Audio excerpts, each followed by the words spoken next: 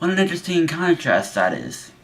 Gio wears a nice fancy suit for his prediction videos, and I'm in a bathrobe. Welcome to Week 14 predictions. Let's roll the goddamn intro, shall we?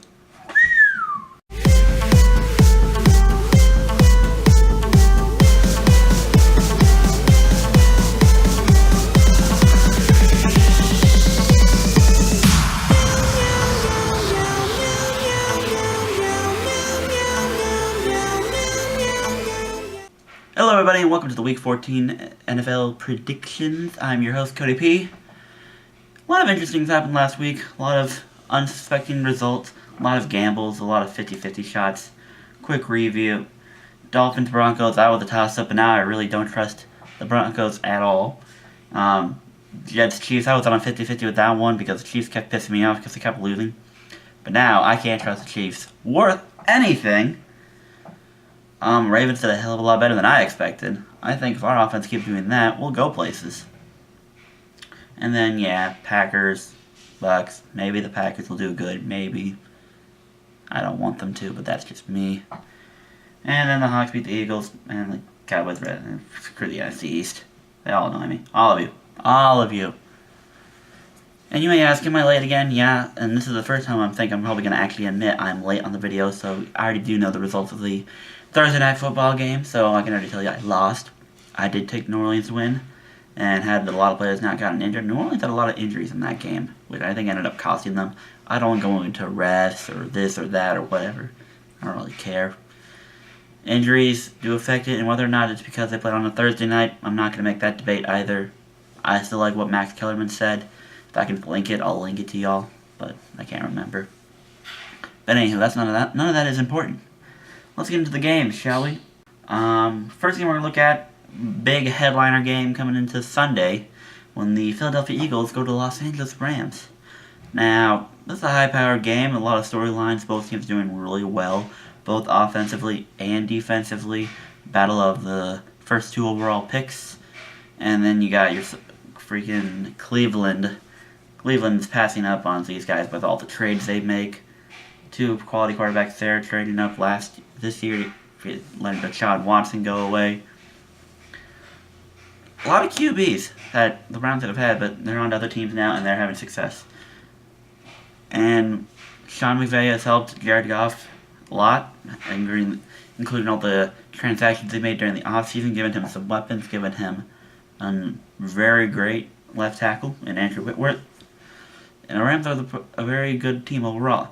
Philadelphia now, coming off a loss after a 9-game win streak to a very good Seattle team. Yeah, they're banged up in the secondary, but Russell Wilson also firing like an MVP candidate. So, it's, you can't win every game. Fantasy, NFL, no. People don't go 16 in a row, 15-1. I mean, 14-2, sometimes you can get away with it, but 16-0, 15-1. Chances, these don't happen. 13-3, 12-4 are reasonable goals for teams, but, whatever. Anywho, it's in the Coliseum, so a lot of teams are favoring the Rams.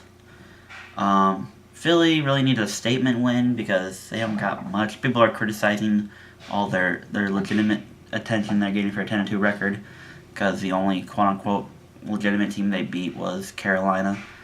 But then you gotta give them really credit because people who know football well enough know that the NFC East matchups, those aren't gimmies, regardless of the records. None of them are ever gimmies.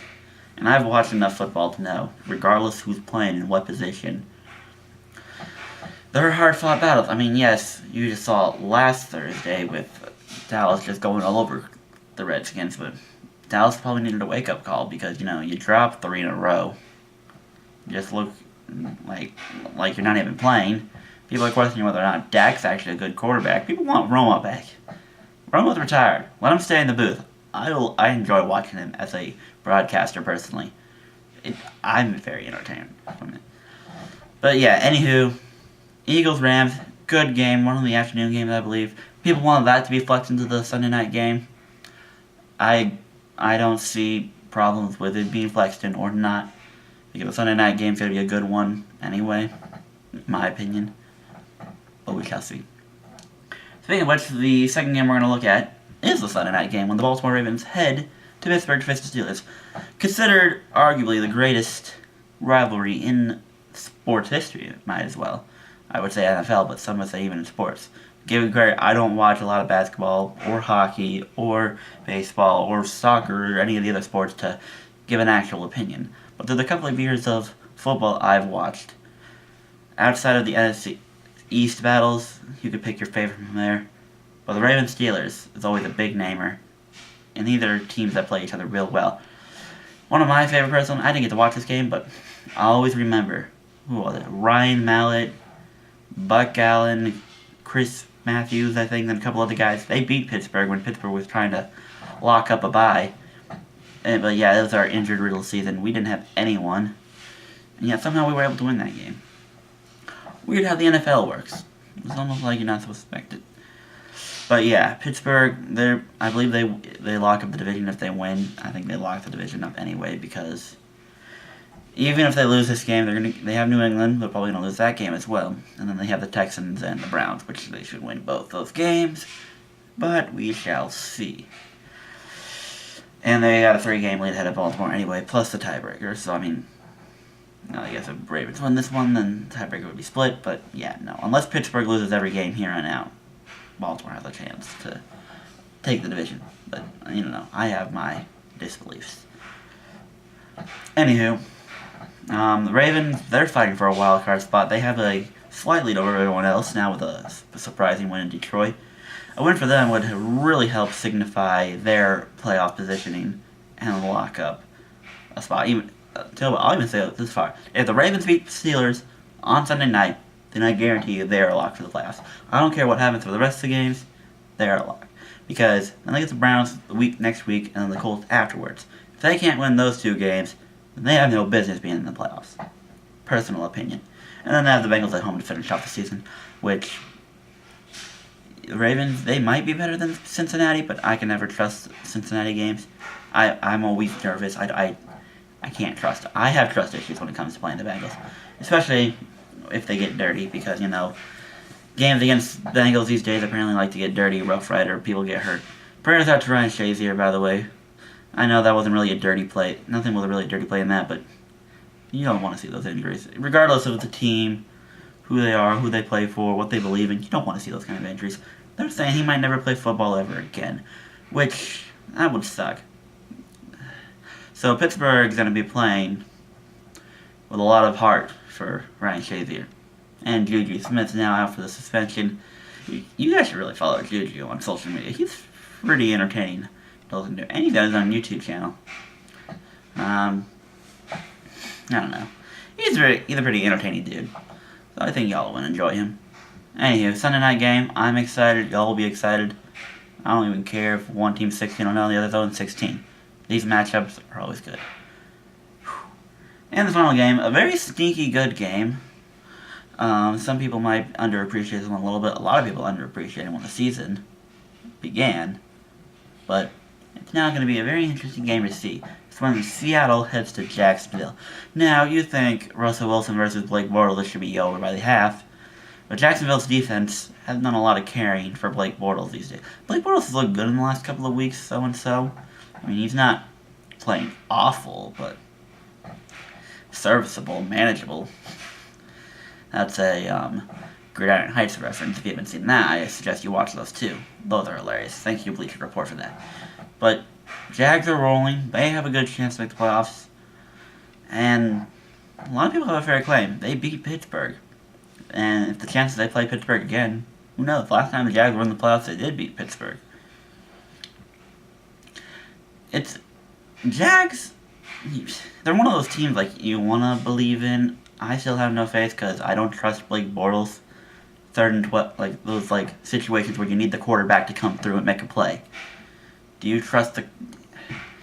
I think that's what it's going to come down to because they have both really great defenses. Russell Wilson's going to be running for his life because that Jags pass rush, woo! I'd argue. Well, everyone wants to debate who's the best defense. I personally think the Vikings have the best defense. I'll give the Jags a number 2 nod, and then my Ravens 3. Based on what I've seen this year so far.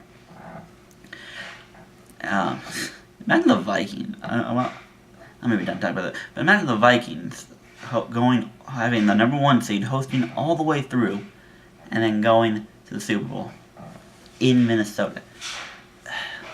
That'd be interesting. The home team for the Super Bowl site, the team who is there, has never been to the Super Bowl on their home turf. So imagine that. That'd be quite something. And Case Keenum's done a really good job there. But anywho, back to the game. I believe Russell Wilson will make enough plays, like he did against the Eagles, to survive them and give them a win. Alright. Those are your 3 games. I have the list going down on my left, and I discovered the new outline feature while editing my school project, so I don't have to worry about the white thing anymore, because outlines. Oh, I should move this way a little bit, though, just make. Speaking of which, some of you are wondering, why did this get released later than normal? For those that don't know, I'm still in high school. Like, this is my senior year. Yeah, I know. But yeah, I'm still in high school, so I gotta focus on that. And, for a project we just did, we had to make a commercial, like a Greebies thing. So, it was all, I was focused on that. In fact, Wednesday night, the night I usually am here recording and editing the video for the predictions, I spent maybe 4 hours editing that. And it was a simple 10-minute video. Heck, freaking 2 or 3 minutes I actually did a thing, and I decided to make a bloopers reel. But, yeah, there was a lot of time spent editing on the project. So I didn't get to my friends got upset with me because they wanted to play games with them, and I couldn't because I wanted to finish editing this. Because it was initially going to be due Thursday, but since our entire school has been pretty much hit with the flu, or a fever, or whatever, it ended up being postponed. But anyway, I got it done. If it hasn't been released now, it'll be released pretty soon here. But anywho, that's that. Quick reminder on these notes. Yeah, I know. I took the Saints. They lost. All well. Bills, Bengals. I'm taking the Jets over the Broncos because I trust the Jets more than the Broncos now. Taking Oakland over KC. Do not trust KC. Chargers, Hawks, Texans, Titans, Packers, Vikings, Cowboys. I'm trying to do this all at the same time. I don't know how I'm going to list them when they come down, but I have the freaking playoff predictor right here for me. I want to take the Ravens. I really do. I think they have a good chance, and I think they'll have a good possibility of getting it, but Pittsburgh looks really good right now, and I don't trust it. So I'm taking Pittsburgh. And, yeah. I don't think I have any more controversial picks. And I have them here. Whatever. Y'all yell at me in the comment section if you want to. But anyway, those are your picks. As long as fantasy goes, fantasy playoffs will start for the Progs League. I did not make it, unfortunately. And as for the IRL Friends League, I lost, which really hurts my chances here. But what are you gonna do? I really needed that win. I couldn't get through. It's not my fault. My opponent freaking had AJ Green going off, and I made a dumb move. I grabbed the Chargers defense because I didn't trust Philly going against Seattle, but in the end, I ended up sticking with Philly's defense. And I think that's what killed me because the Chargers defense. Had I started the Chargers defense, I probably would have won, I think. I don't remember the score off the top of my head. But anywho, I'm not saying I'm eliminated yet because there's one more game left, and I'm only behind Nathan by 1 game. And if I win and he loses, I don't know what the tiebreakers are.